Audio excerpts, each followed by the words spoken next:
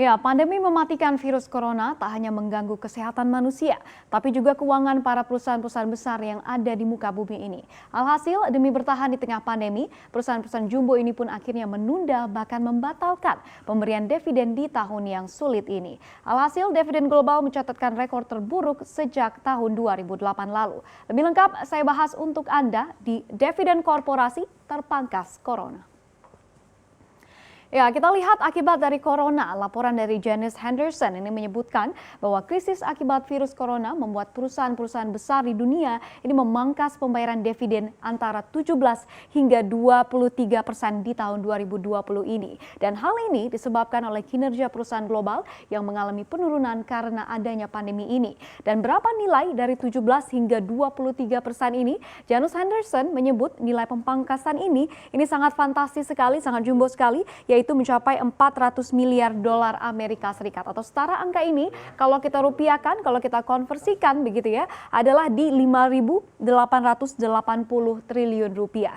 Karena yang paling terasa sekali ini adalah pembayaran dividen global yang anjlok mencapai 22% di kuartal 2 tahun 2020 ini. Yang kalau kita lihat ini nilainya tidak kalah fantastis begitu ya, untuk kuartal 2 saja ini mencapai 382 miliar dolar Amerika Serikat, bukan rupiah tapi dolar, atau setara angka ini kalau kita rupiahkan begitu ya, yaitu di 5.615 triliun rupiah. Dan ini merupakan kinerja dividen global terburuk sejak krisis keuangan di tahun 2008 lalu. Dan melihat kinerja di kuartal 1 dan juga di kuartal 2 ini, Janus Henderson ini juga memberi proyeksi untuk sepanjang tahun 2020 ini. Seperti apa proyeksinya terkait dengan pembayaran dividen ini?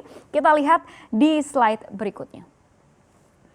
Ya, berikut ini adalah dua proyeksi dari Janus Henderson, yaitu skenario pertama atau skenario yang terbaik begitu ya, di mana dividen global ini diprediksi akan turun yaitu di kisaran 17% atau membayar kalau untuk di tahun 2020 ini secara full year yaitu sebesar 1,18 triliun dolar Amerika Serikat. Dan yang kedua ini adalah skenario terburuk di mana dividen global diproyeksi akan turun yaitu mencapai 23% begitu ya, atau membayar sekitar 1,1 triliun dolar Amerika Serikat untuk di tahun 2020 ini. Dan kalau kita lihat penyebabnya begitu ya, ini indikasinya ada 3. Kita lihat bersama. Yang pertama, ini ada perintah regulator di sini, di mana banyak pemerintahan di negara-negara baik di Eropa, Amerika dan juga Asia ini membuat regulasi yang membolehkan perusahaan menunda bahkan membatalkan pembayaran dividen mereka di tahun 2020 ini akibat dari pandemi ini.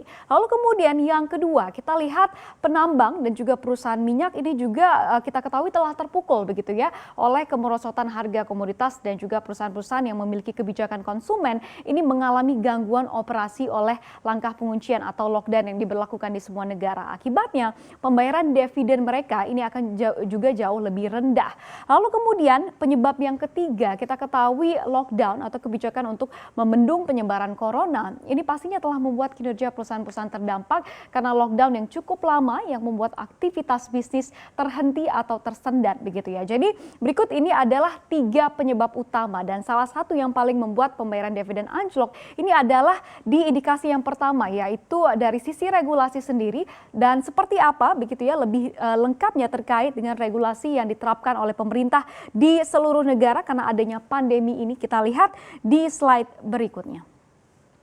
Ya, berikut kami paparkan untuk Anda. Kita ke negeri Ratu Elizabeth terlebih dahulu, yaitu Inggris, di mana di tengah pandemi ini Inggris membuat kebijakan yaitu para perbankan ini harus menangguhkan dividen dan juga buyback saham mereka hingga akhir tahun 2020 ini.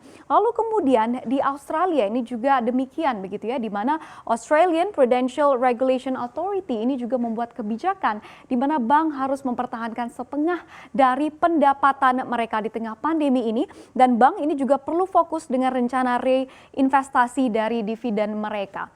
Lalu kemudian kita ke Singapura yang juga memberlakukan yang namanya pengurangan atau penundaan dari pembayaran dividen, di mana di Singapura begitu ya, dari Monetary Authority of Singapore ini membuat kebijakan bahwa bank ini wajib membatasi total dividen per saham 2020 yaitu 60% dari dividen per saham di tahun 2019 lalu. Lalu kemudian yang kedua, begitu kebijakan yang kedua, pemegang saham bank ini juga diberi opsi untuk menerima dividen dalam bentuk saham atau warkat. Jadi bukan dalam bentuk tunai begitu ya. Lalu kemudian kita lihat di Amerika Serikat, the Federal Reserve ini juga membuat kebijakan begitu, di mana the Fed membuat kebijakan bahwa bank ini harus membatasi pembayaran dividen dan juga buyback saham mereka hingga di akhir tahun 2020 ini.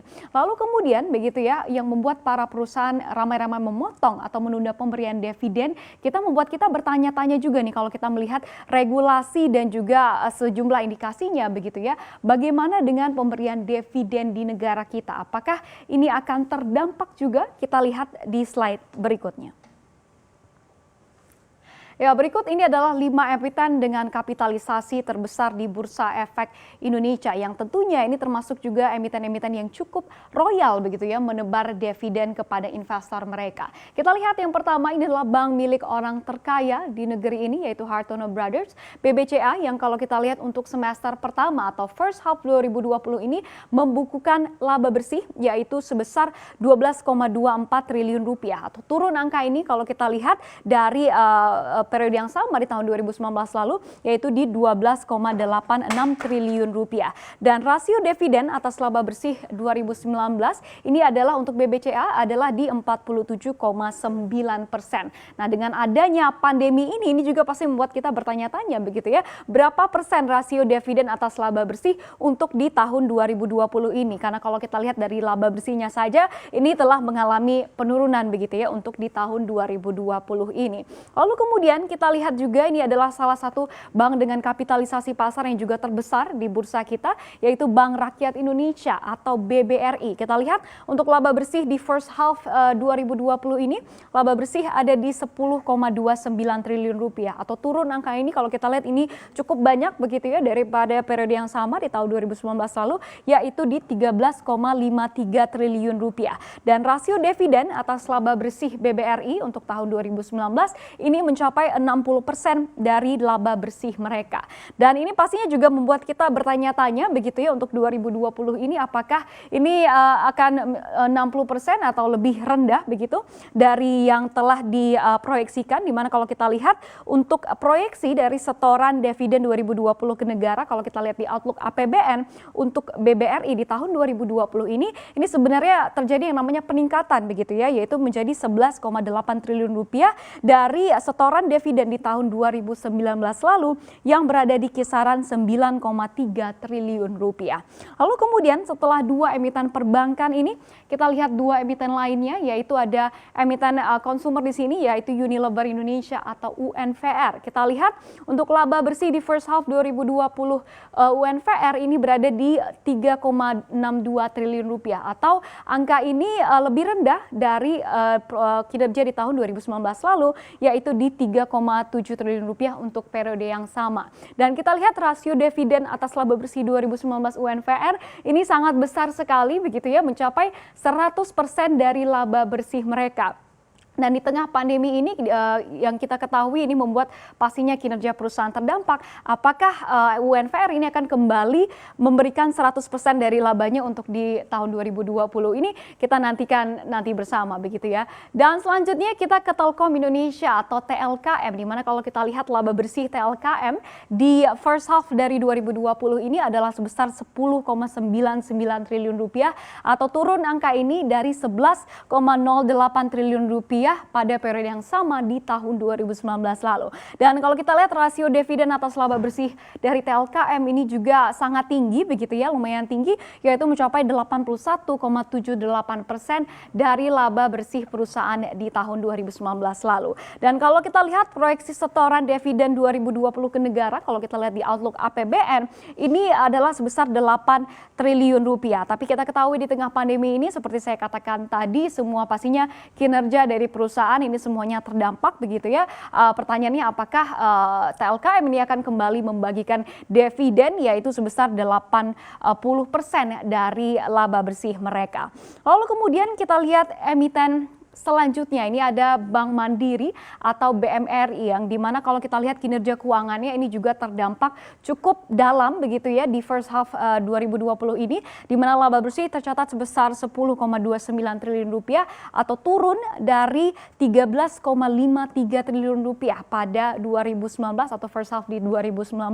Dan kita lihat rasio dividen atas laba bersih di tahun 2019 ini adalah sekitar 60% begitu. Dan kalau kita lihat dari proyeksi setoran dividen 2020 ke negara di Outlook APBN ini terjadi peningkatan yang sangat pesat sekali untuk tahun 2020 ini diproyeksi begitu ya, yaitu sebesar 9,9 triliun rupiah dari laba atau dividen yang disetorkan pada tahun 2019 lalu yaitu di 6,8 triliun rupiah. Namun lagi-lagi seperti saya katakan tadi, dengan adanya pandemi ini pasti juga membuat kita bertanya-tanya apakah para perbankan dan juga emiten-emiten ini akan royal begitu ya untuk membaikkan dividen mereka di tahun 2020 ini. Jadi bisa kita lihat inilah yang terjadi di tengah pandemi ini, kinerja perusahaan menurun drastis hingga regulator ini pun akhirnya bertindak untuk membuat regulasi untuk menyelamatkan perusahaan-perusahaan tersebut. Alhasil pembagian dividen pun juga pastinya akan berkurang secara drastis. Namun bagaimana dengan korporasi atau lebih spesifiknya arah dividen emiten di Indonesia?